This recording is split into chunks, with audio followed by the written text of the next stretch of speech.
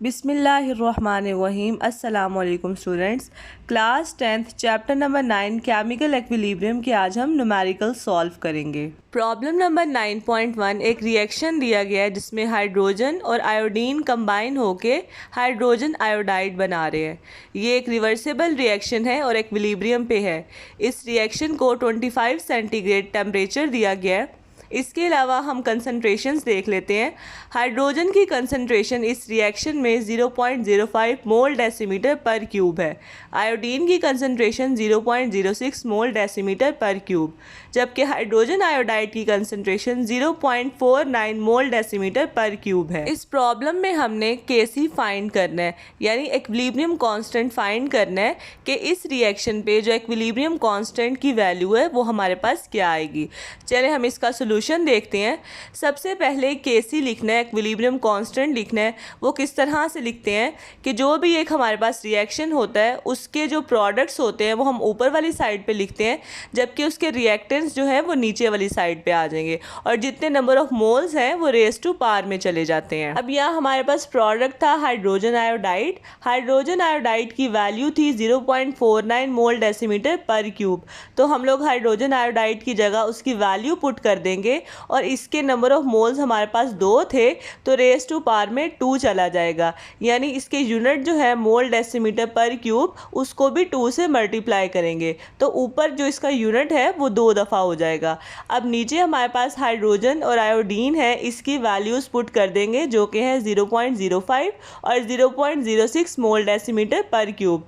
ऊपर मोल डेसीमीटर पर क्यूब जो यूनिट था वो 2 दफ़ा था, नीचे भी 2 दफ़ा था।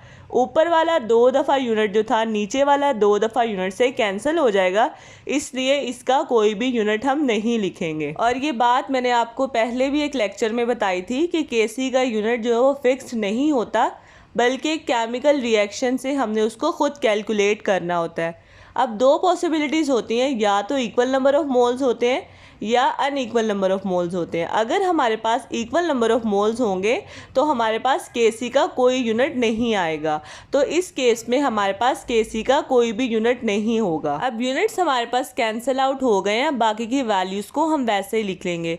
ऊपर आएगा 0.49 का स्क्वायर, यहाँ पे स्क्वायर आएगा क्योंकि होल वैल्यू के साथ 0.49 के साथ भी और यूनिट के साथ भी स्क्वायर था।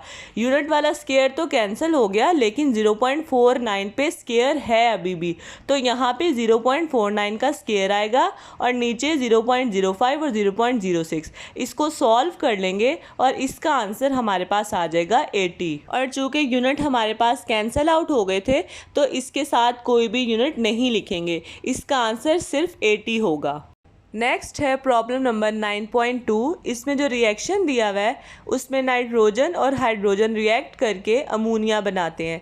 ये भी एक रिवर्सिबल रिएक्शन है और इसमें जो इस रिएक्शन को टेम्परेचर दिया गया है वो है 500 सेंटीग्रेड। इसके बाद प्रॉब्लम में ये बताया गया है कि नाइट्रोजन जो है वो 0.602 मोल डेसीमीटर पर क्यूब है, हाइड्रोजन 0.420 मोल डेसीमीटर पर क्यूब और जो अमोनिया है वो 0.113 मोल डेसीमीटर पर क्यूब है। अब इसका सोल्यूशन देख लेते हैं।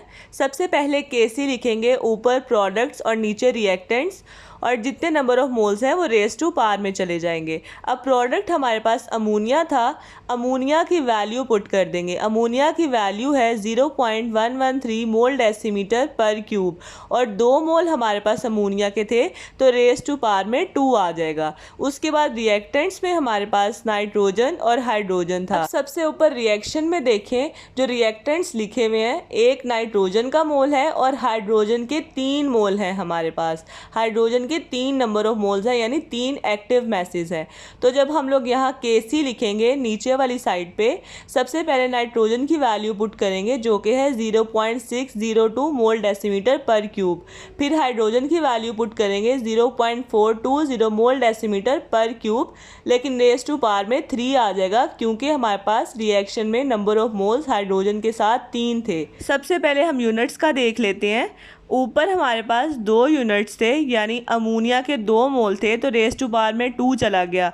वो 2 जब हमारे पास 1 यूनिट से मल्टीप्लाई होगा तो नंबर ऑफ़ मोल्स जो है वो भी 2 हो जाएंगे।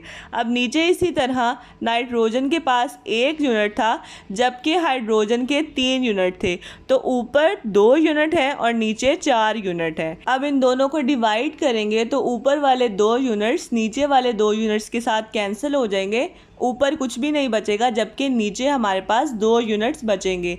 2 मोल डेसीमीटर पर क्यूब बच जाएंगे। अब इनकी वैल्यूज़ को हमने पुट किया हुआ है तो इनको हम लोग सॉल्व कर लेंगे। ऊपर प्रोडक्ट में जो अमोनिया की वैल्यू थी 0.113, इसके साथ स्केयर आएगा क्योंकि होल पे स्केयर था, और नीचे 0.602 नाइट्रोजन का और हाइड्रोजन का 0.420 का क्यूब। जिस तरह ऊपर होल पे स्केयर था बिल्कुल इसी तरह होल पे क्यूब था। यूनिट वाला जो था वो अलग से कट गया क्यूब, लेकिन जो वैल्यू पे क्यूब था वो वैसे ही रहेगा।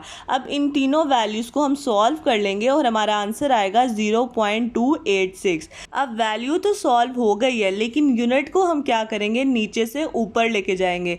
जब भी कोई चीज़ नीचे से ऊपर जाती है, अगर वो माइनस में होगी तो वो पॉजिटिव में कन्वर्ट हो जाएगी, और अगर वो नीचे पॉजिटिव थी तो ऊपर जाके माइनस हो जाएगी। इधर मोल डेसीमीटर पर क्यूब का स्केयर है, मोल नीचे पॉजिटिव में है तो ये ऊपर जाके मोल माइनस स्केयर हो जाएगा, और डेसीमीटर पर क्यूब नेगेटिव में है तो ये ऊपर जाके 3 2 6, तो ऊपर जाके डेसीमीटर 6 आ जाएगा।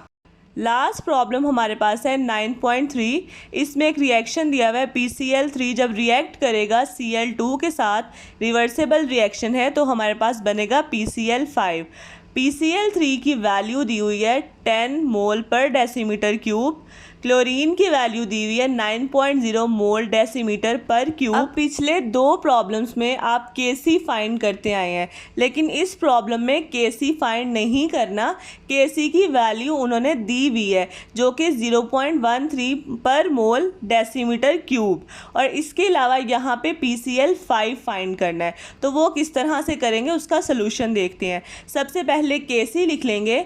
Kc पहले ऊपर प्रोडक्ट लिखते हैं और नीचे रिएक्टेंट लिखते हैं। प्रोडक्ट में PCl5 है, उसकी वैल्यू हमारे पास नहीं है तो वो एज सच PCl5 ही लिख देंगे। रिएक्टेंट्स में हम पहले PCl3 जिसकी वैल्यू थी 10 मोल डेसीमीटर पर क्यूब वो लिख देंगे। फिर हम क्लोरीन की वैल्यू लिख देंगे जो थी 9.0 मोल डेसीमीटर पर क्यूब। नेक्स्ट स्टेप में क्या करेंगे, Kc की वैल्यू भी दी हुई है तो Kc की वैल्यू भी पुट कर देंगे 0.13 पर मोल डेसीमीटर क्यूब, और बाकी सारी वैल्यूज़ वैसे की वैसे ही लिख देंगे। नेक्स्ट स्टेप देखें, अब हमने PCl5 फाइंड करना है तो PCl5 को एक साइड पे ले आएंगे। PCl5 से नीचे 10 और 9 वैल्यूज़ जो हैं वो डिवाइड हो रही थी तो दूसरी साइड पे जाके वो मल्टीप्लाई हो जाएंगी।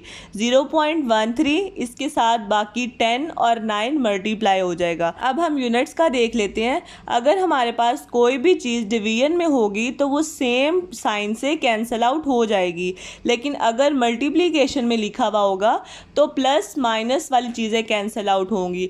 सेम साइन वाली चीज़ें ऐड होती हैं हमेशा, जबकि माइनस प्लस वाली चीज़ें कैंसिल आउट होती हैं। तो जो पहली हमारे पास वैल्यू है 0.13 पर मोल डेसीमीटर क्यूब, मोल के साथ -1 है, और सेकंड वाली वैल्यू में देखें 10 मोल, इस वाले मोल के साथ +1 है जबकि पहली वाली के साथ -1, तो ये माइनस वाला प्लस वाले के साथ कैंसिल हो जाएगा। नेक्स्ट डेसीमीटर क्यूब है, ठीक है, 3 जो है वो पॉजिटिव में है और नेक्स्ट वैल्यू में देखें अगला माइनस में है तो ये माइनस पॉजिटिव के साथ कैंसिल आउट हो जाएगा। अब जो लास्ट वैल्यू में मोल डेसीमीटर पर क्यूब बचा है यही हमारा यूनिट होगा। 0.13 मल्टीप्लाई बाय 10 मल्टीप्लाई बाय 9.0, इन तीनों वैल्यूज़ को मल्टीप्लाई कर देंगे और हमारे पास आंसर आएगा 11.7, और यूनिट क्या बचा था, मोल डेसीमीटर पर क्यूब। तो ये था हमारा प्रॉब्लम नंबर 9.3 का आंसर। आई होप कि आपको तीनों न्यूमेरिकल्स अच्छे से समझ आ गए होंगे, लेकिन अगर कुछ समझ नहीं आया तो आप कमेंट करके मुझसे पूछ सकते हैं। वीडियो अच्छी लगी हो तो लाइक कीजिएगा, शेयर कीजिएगा और मेरे चैनल को सब्सक्राइब कीजिएगा।